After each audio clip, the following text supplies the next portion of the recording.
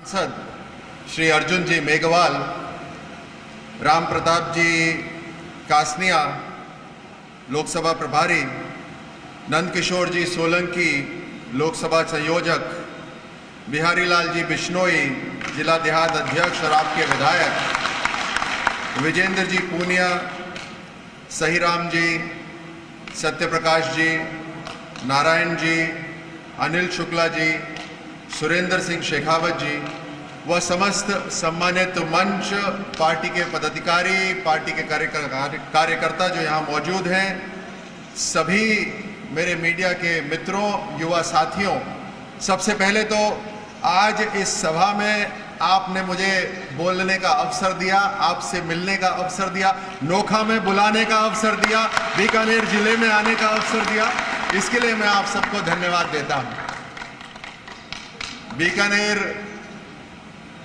अपना क्षेत्र है और जैसे ही मुझे पता लगा कि यहां पर एक सभा करनी है तो हां करने में देरी नहीं करी। सिर्फ इसलिए सुबह आया हूं, ये सभा करके वापस जाऊंगा, सिर्फ इसलिए कि अपनी मिट्टी के दर्शन हो, एक बार अपनी मिट्टी को सलाम करें।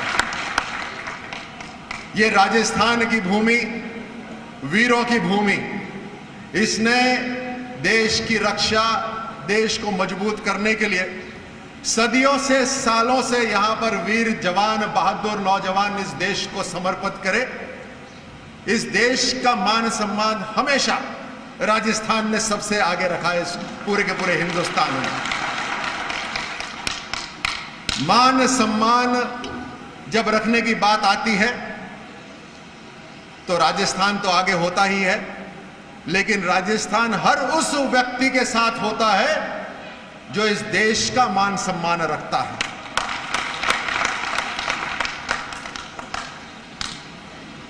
जब अर्जुन जी को देखता हूं लोकसभा में, बड़े सरल तरीके से आते हैं, अपनी साइकिल लेकर आते हैं, कभी उसी वेशभूषा के अंदर, एक तरह से बीकानेर का दर्शन अगर कहीं करना होता है तो हर रोज लोकसभा में हमारा दर्शन हो जाता है अर्जुन जी को देखकर।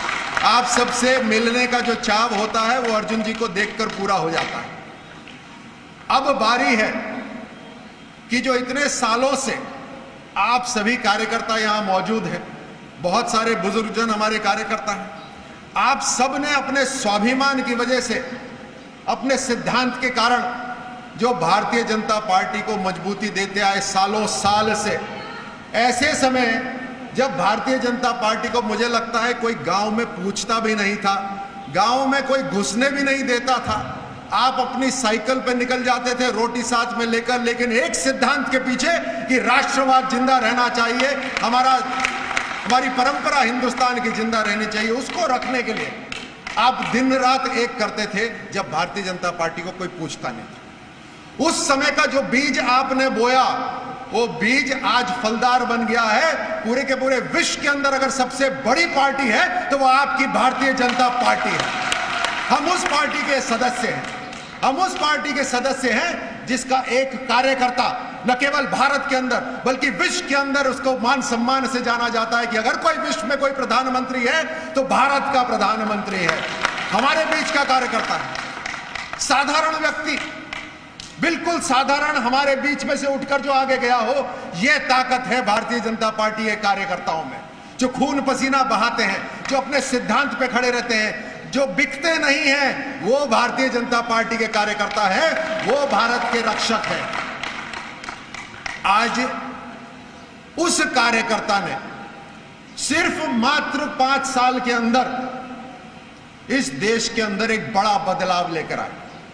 मात्र 5 साल के अंदर ऐसा क्या हुआ? 5 साल के अंदर भारत वही है, भारत के नागरिक वही हैं, भारत की परंपरा संस्कृति वही है, भारत की सैन्य शक्ति वही है, लेकिन भारत का नाम, भारत का चरित्र सही तरह से पूरे विश्व में रखने वाला एक दमदार व्यक्ति आ गया है। इस कारण से भारत का मान सम्मान बढ़ रहा है। यह भारत की शक्ति है। 2014 के अंदर जब शासन प्रधानमंत्री मोदी जी को मिला तो उस समय अर्थव्यवस्था के अंदर भारत 11वें स्थान में था पूरे विश्व के अंदर। 2018-19 आते आते पूरे विश्व के अंदर अगर आर्थिक जगत को देखा जाए तो छठे स्थान पर है पूरे के पूरे विश्व के अंदर। ये ताकत है भारत की। और अगर ये ताकत है भारत की जो हमेशा से थी, तो ये ताकत किसकी है? ये ताकत आम जनता की है। ये पैसा आम जनता का है। ये पैसा आम जनता तक पहुंचना चाहिए। ये ताकत थी पहले भी, लेकिन जनता तक नहीं पहुंचती थी। जब पीढ़ी दर पीढ़ी सिर्फ नाम के कारण आप प्रधानमंत्री बनते रहोगे, सिर्फ नाम के कारण आप किसी पार्टी को चलाते रहोगे और उसके कारण सरकार को चलाते रहोगे, जब आपके काम में कोई दम नहीं है, सिर्फ नाम को ही पूछा जाता है, तो भारत का नाम ऊपर कैसे आएगा? आपके परिवार का ही परिवार का नाम चलता रहेगा। यहां परिवार का नाम नहीं, यहां हमारा काम और भारत का नाम, यही दो चलने चाहिए। आज गांव-गांव तक मजबूती पहुंच रही है। भारत का पैसा आज गरीब महिला तक पहुंच रहा है। जिस व्यक्ति के पांव के नीचे खुद की जमीन नहीं होती थी, सर के ऊपर उसकी छत नहीं होती थी, आज हम उसका घर बनवाने के लिए खड़े हुए हैं। आज हम ऐसी गरीब महिला के लिए खड़े हुए हैं जो लकड़ी बीन कर अपना खाना बनाती थी, उसके पास समय ज्यादा हो, वो अपने परिवार का पालन पोषण कर पाए, आर्थिक रूप से परिवार की मदद कर पाए। और जब मान सम्मान, अपनी बहन बेटियों के मान सम्मान की बात आती है तो लड़ने के लिए तैयार हो जाते हैं, नहीं होते? जब बहन बेटियों के मान सम्मान की बात होती है तो हम लड़ने के लिए तैयार हो जाते हैं। लेकिन जब उनके लिए सोच की बात आती है तो आज तक किसी ने भी नहीं सोचा। आज देश के प्रधानमंत्री ने पूरे देश में 10 करोड़ शौचालय बनाए सिर्फ महिलाओं के मान सम्मान के लिए। बहुत से ऐसे प्रधानमंत्री हो सकते हैं, वो बोले अरे साहब 12,000 रुपए लगते हैं, 15,000 रुपए लेते हैं एक शौचालय में, 10 करोड़ शौचालय बनाने की बात कर रहे हो, इतना पैसा तो मैं ऐसी जगह लगाऊं जहां मुझे वोट मिलेंगे। ऐसे बहुत सारे प्रधानमंत्री रहे, लेकिन ये प्रधानमंत्री ऐसे नहीं है। ये प्रधानमंत्री वोट की राजनीति नहीं करते, देश को मजबूत करने वाली राजनीति करते हैं। देश कैसे बदल रहा है?